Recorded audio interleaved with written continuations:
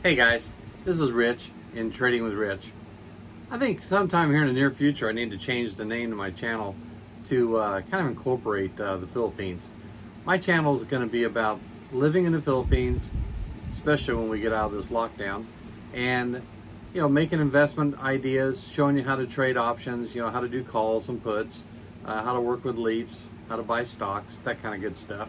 But while I'm doing that at night, because the market doesn't open until 8:30, I can do a lot of research during the day, but I'm also going to travel around a lot, around CDO, up and down Mindanao, and hopefully when this lockdown lightens up, then I'll be able to get over to Cagayan and get over to Bohol, and I've got to go to Cebu here very quickly, and hopefully I can get out of there and get out of here and go over to Cebu. But what I'd like to talk to you about today is the lockdown. What do I think about the Philippines and how long the lockdown is going to be? Well, like other people are stating, well, we have no idea. Who would have imagined that in January of 2020 that this thing was going to go on longer than 1 or 2 months? I remember thinking that it was over exaggerated, that they were hyping it up too much. Sometimes that has raised its ugly head. There have even been things here in the Philippines where numbers were reported falsely. But the most important thing to consider is there have been a lot of people that have died because of COVID-19. Whether you call it variant D or the COVID-19, this has been a terrible virus, and we've all had to change our lives over the last 2 years getting ready for it.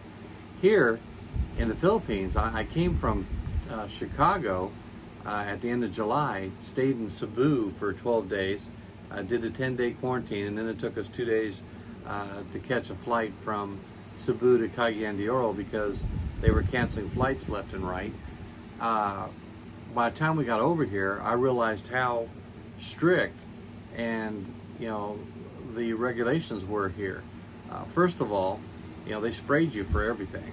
When you got off the plane, they're spraying your shoes. You're walking through these mud puddles and trying to put your feet on some plastic mats, and I suppose that was supposed to keep the COVID away. You're wearing a face mask, and then you're wearing a face shield over everything. Still asking everybody to do the logical things of washing your hands often. Don't touch your face. Don't breathe on other people. But the Philippines really had their arm around this COVID-19 and the variant D. But right now it is September 29th and we're still in lockdown. Here in CDO, we went to Balingasad, which is about, from our house, 50 kilometers out, to take my mother-in-law, who's 85 years old. We wanted to take her back to her hometown and her house that she has out there in Balingasad. Normally there's 2 checkpoints when you're going out of town. Well, there were 3 checkpoints going out of town, which I didn't consider to be too much. But we turned around later in the day, about 4 o'clock, to come back home to CDO, and I'll be doggone, they put up 7 roadblocks, and they were checking to make sure that you had an APOR, that you had authorization to be outside of your neighborhood. Luckily, we had a card for myself and my wife, but going out, we had my niece, who was 21, and my mother-in-law, who's 85, and they kind of gave us a little bit of a hard time about having 4 people in the car. Everybody had to have their face mask on in the car, and here it doesn't matter if you're driving alone. You still got to wear your face mask in the car. I'm kind of a spoiled first world type person, and I don't wear my face mask in the car, but when I roll my windows down and say hi to the guards or the military as I'm going through checkpoints, you can bet I have my face guard on and I've got my face shield right there in the passenger seat. But anyway, 7 checkpoints to go 50 kilometers, that's only 30 miles. Wow. So when you go into any restaurant here, you got to wear your face shield and your face mask. If you're walking around the mall, you can put your face shield up on top of your head, which is what everyone does.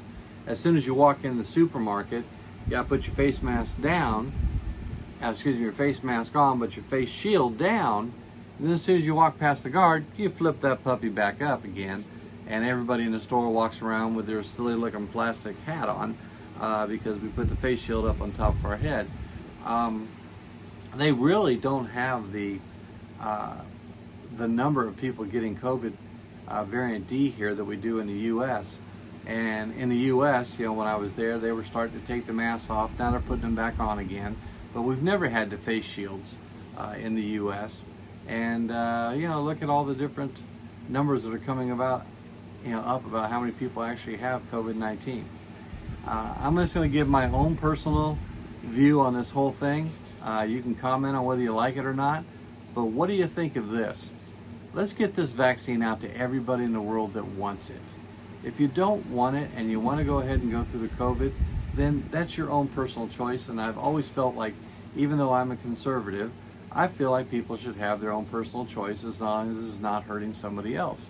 Now, the other side of that coin is, what if you're giving the COVID to the little kids that haven't had vaccines? And what if you're taking up hospital beds for people that really, got the COVID but were vaccinated and they were really trying to avoid the darn thing?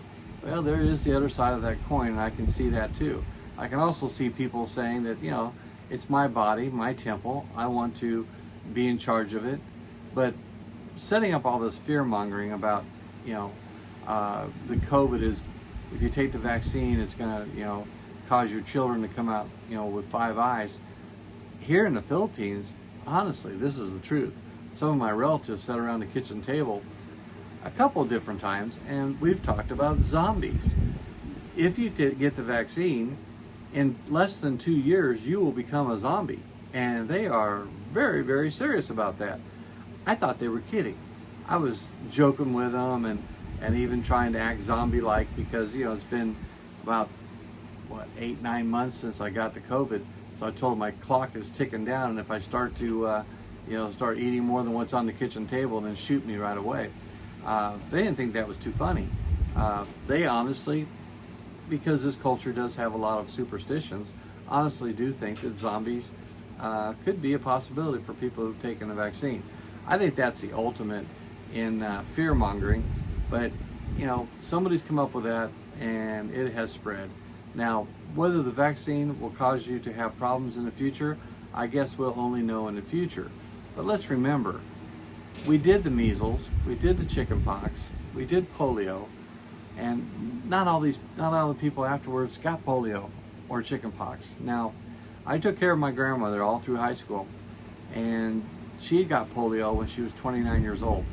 She was in a wheelchair, but she could stand. She could stand to do dishes. But when I took her places, we had a wheelchair, and I would have to lift her out of the car and put her in the car. And when she went to the restroom at a gas station, I would take her in there. There's a sensitive spot in me that says, if you have a medical solution to something, take the vaccine. But on the other side, if you don't want to take the vaccine, well, that's fine too. I'm not going to hold it against you. But on the other side of it is, I'm going to help you try to get better if you get the COVID. My best friend that I've known for over 50 years was adamantly against taking the vaccine. He just thought this whole thing was a pandemic and it was all, politics, and it was all based on the election. And I kept telling him people are dying from this. Politics, one way or the other, it doesn't matter. People are dying. Please take the vaccine. You don't need to end up getting COVID. You have too many underlying conditions. And in May, he got COVID. And by the 7th or 8th of May, we were talking to the doctors, and we didn't know whether he was going to make it that night. He pulled through, and he's strong, but here it is August, and he's still trying to recuperate from that darn thing.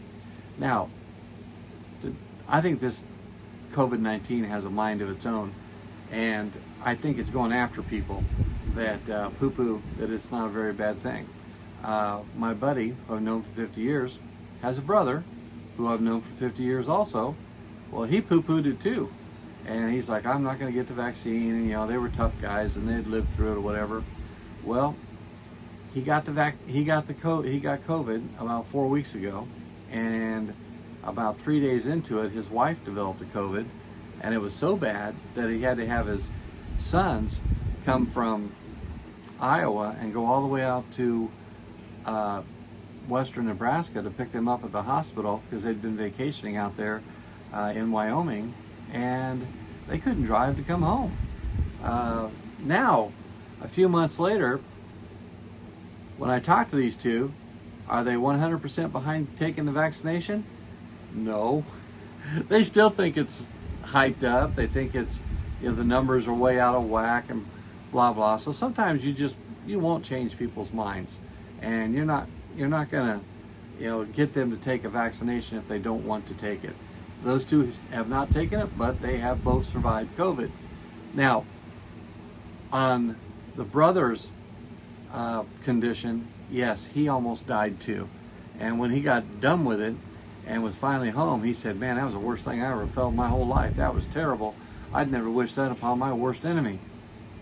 Well, then I asked him, "Well, are you going to get vaccinated as soon as you get out to 6-8 months when you'll need to have a booster to help that COVID immunity?"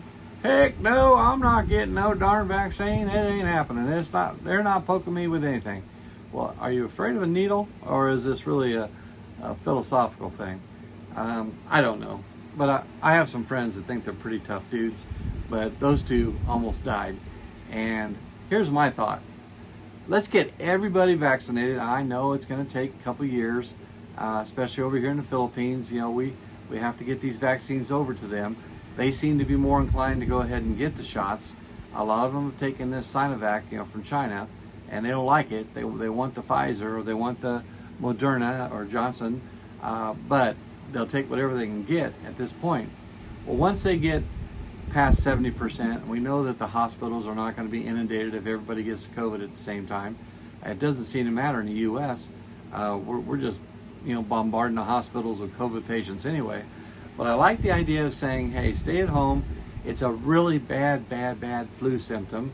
But until you have the respiratory issues, don't come into the hospital emergency rooms and take up the emergency beds. Leave those for the people that need to be on respirators and getting oxygen and really, are having a tough time with this. I say let everybody get the COVID and let the herd immunity take effect. Let everyone who didn't get the vaccination get a chance to have COVID and see how they fare from it. I have 3 sons. 2 of them got COVID and they barely had any symptoms at all. My middle son, said it was like a bad flu. My first son said no, it wasn't anything at all.